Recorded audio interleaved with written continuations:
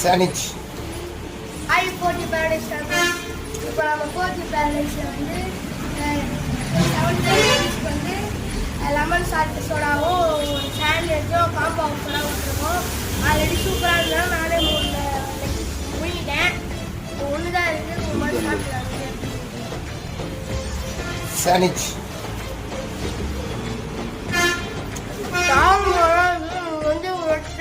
நீங்கள் போக மாட்டீங்க, கொத்து வாங்கி சாப்பிடுவோம். பேக் சைட் டோல்கேட் வழியாக ஸ்ட்ரெயிட்டாக வந்தீங்கன்னா லாஸ்ட் டேர்னிங் திரும்புகிற கடை நம்ம ஃபோர்த் பேரடைஸ் தான்.